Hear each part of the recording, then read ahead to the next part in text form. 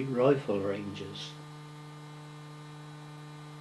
It is at this point in the field that a warning notice on the footpath stated that if a red flag was raised, the footpath was closed, as firing was taking place on the ranges.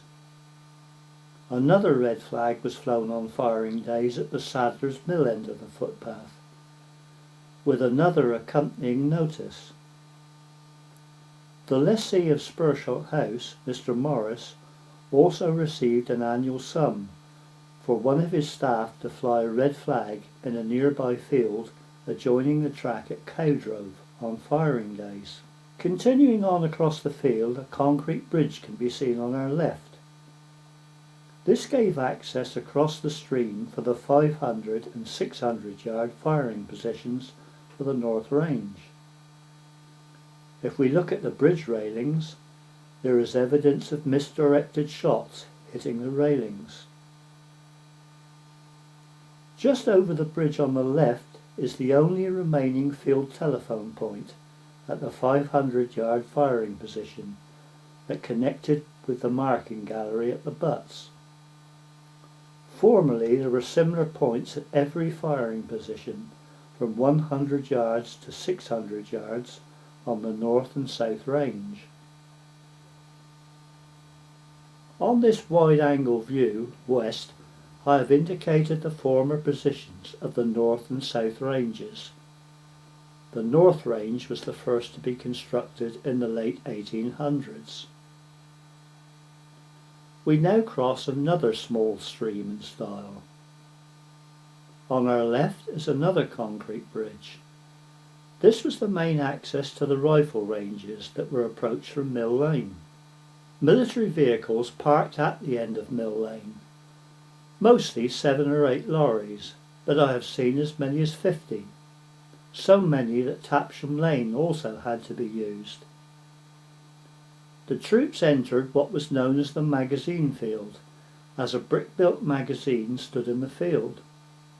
Built at the time of range construction, it stood until the late 1970s, but was wrecked by travellers who illegally commandeered the field. It has since been rebuilt, as shown here. The original shape has been recreated, but there was no window in the original. It is used as a fishing hut. Sometimes an army group would camp in the magazine field for a week. We were especially interested in the tented cookhouse. Military personnel then crossed a concrete bridge over the River Test. Previously it was constructed of 2 large pine trunks with boarding attached.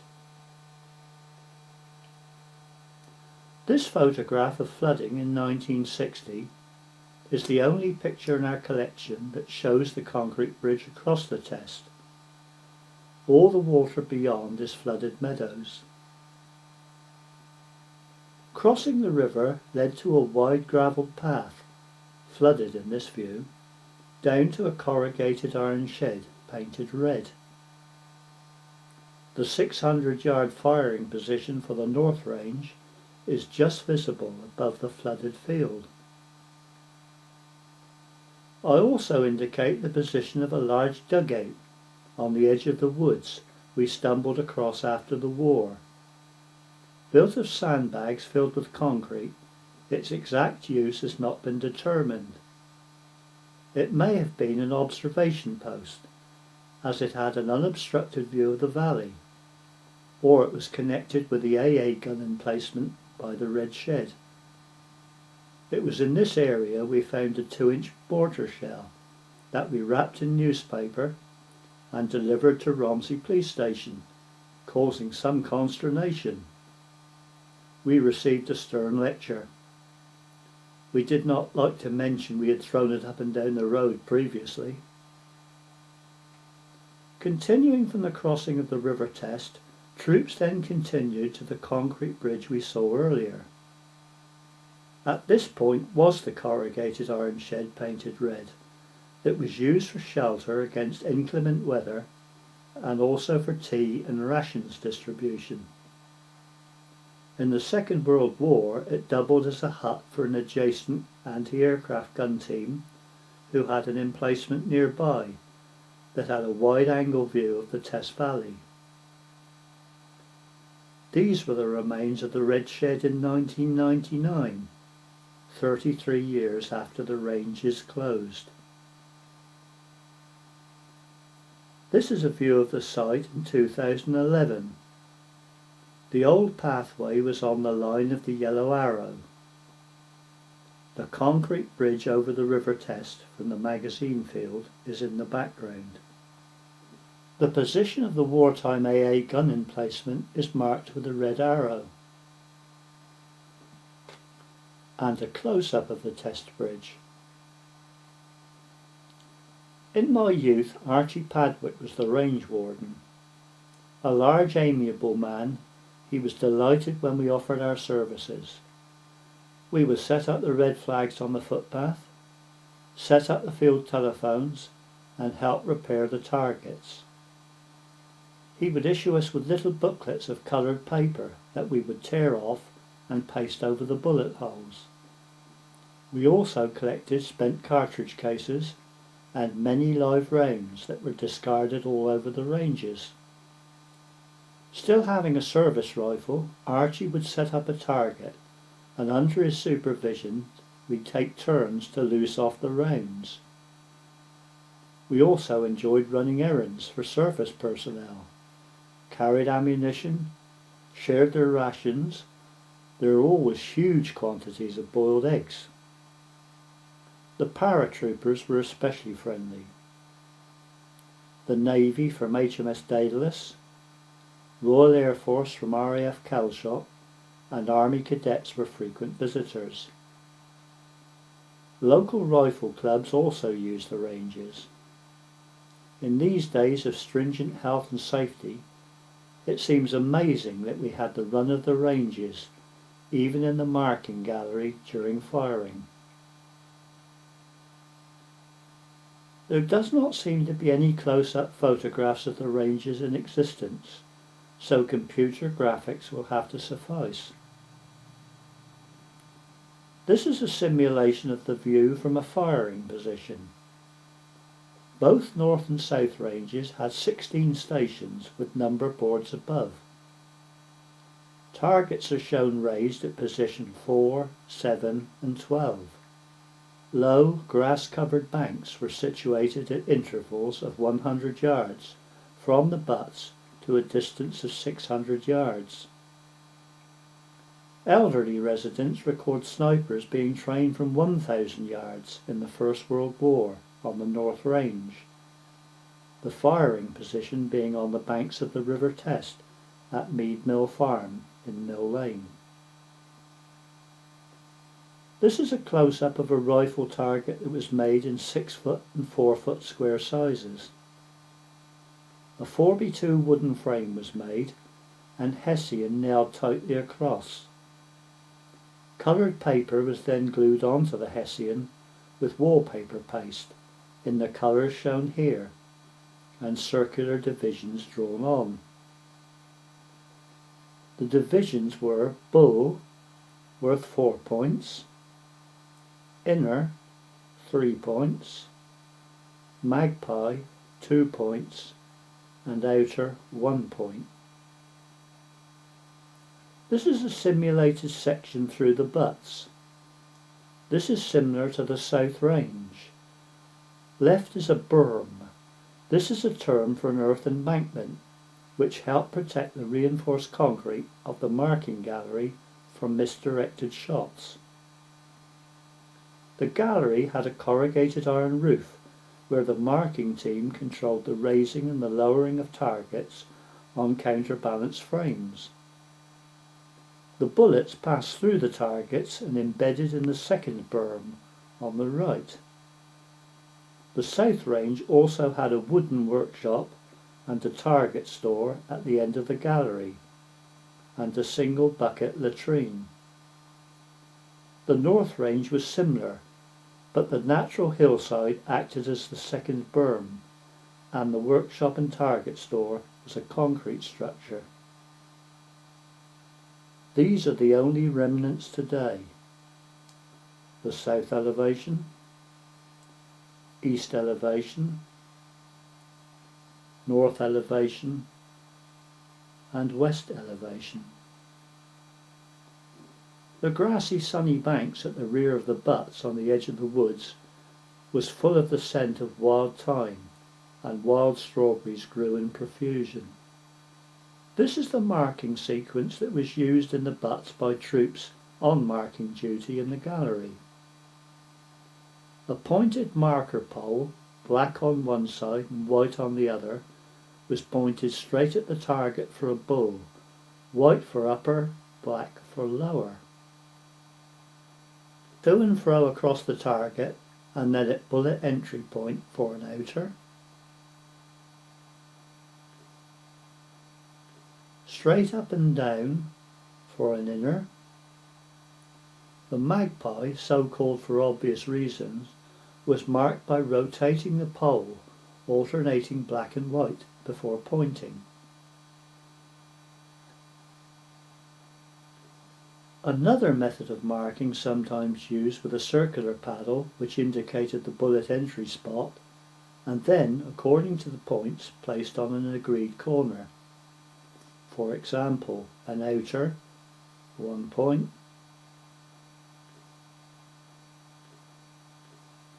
an inner, 3 points. Cease firing order was conveyed to the firing point by field telephone and the raising of a red flag at the butts. Steel plates some 18 inches square were sometimes set up at the butts for target practice, known as falling plates. The gallery was cleared of personnel to the target stores, as ricochets were common. The main weapon used on the ranges was the standard .303 Lee Enfield service rifle. They were first introduced in 1905.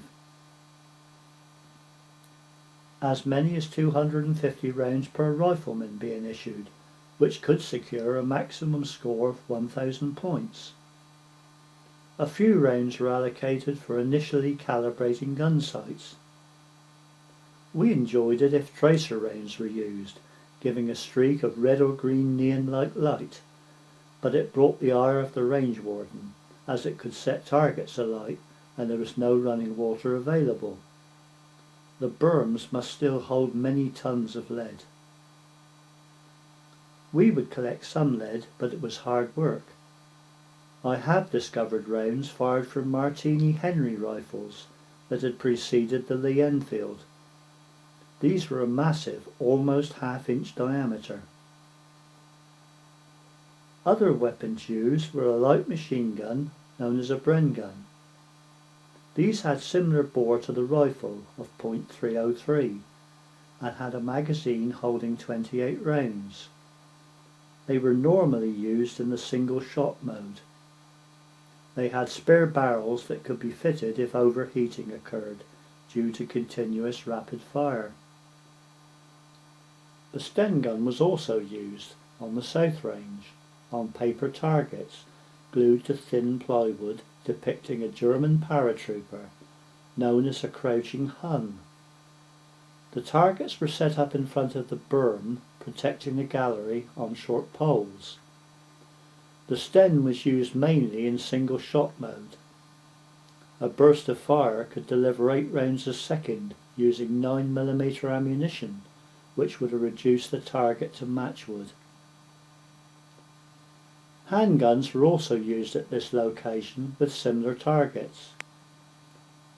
.38 and .45 revolvers, usually Webleys or Smith & Wesson.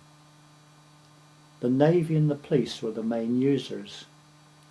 Although we would set up targets for the police before their arrival, that was one time when we disappeared from the scene. We remembered the incident with the mortar shell. The ranges were used very heavily in both World Wars, then again in the early 1950s with the Korean War, and later in 1956 with the Suez crisis. More peaceful times and a surplus of ranges led to closure in 1966. Sometimes on my rambles I survey the site of the old ranges that teemed with troops and stop and listen.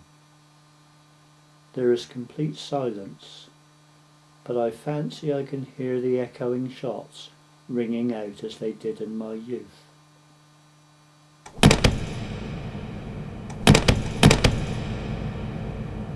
We continue on the Test Way. On our left, Romsey Abbey towers above the trees. We shall have a clearer view in a while. On the right, Green Hill presents a tranquil scene. There are remnants of a silted dew pond here. Spurshot House is on the skyline. Remember, it had castle-like towers that could be seen from Broadlands until the early 1950s, which we saw earlier on our circular tour. Looking back from whence we came, Roke Manor is just visible.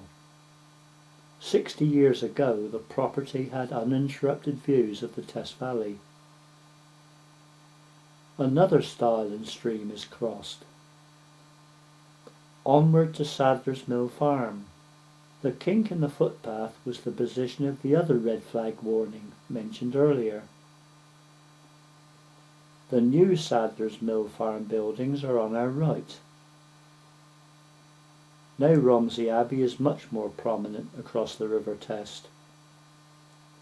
A telescopic lens brings us in even closer. Green Hill View by Blackbridge can be seen, and the rear of the renovated Sadler's Mill. We pass through a small kissing gate, past the Test Way fingerboard. A gravelled track is now reached. Looking back at the renovated old farm buildings of Sadler's Mill Farm. A great improvement from the former derelict buildings seen a year earlier. On through another kissing gate, and we reach the junction of the Test Way with the Green Hill footpath. The fingerboard shows the route that we have just traversed. Let us examine the Green Hill footpath. A sunny spring afternoon shows why it was named Green Hill. If we continue along the path, we reach a stile and cross the stream again that we first met up with in Squab Woods. Climbing the hill, we can take in the wonderful scenery. The Test Valley, with the Test Way in the mid-picture that we have just traversed, and showing the River Test snaking through the valley. Sadler's Mill and houses on the causeway. A fine view of Romsey Abbey, and with a telephoto lens.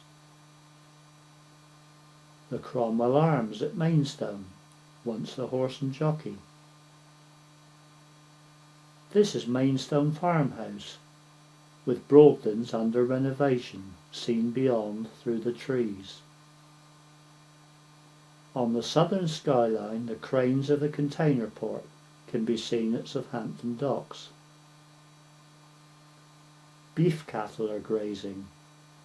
The price of milk paid to farmers decimated the dairy herds of former days. Retracing our steps, we arrive back at the Test Way, and we pass between Poplar Cottage on the left and Sadler's Mill Farmhouse on the right to enter the causeway in front of the renovated Sadler's Mill. Our journey has ended. I hope you've enjoyed the tour. Thank you for joining me.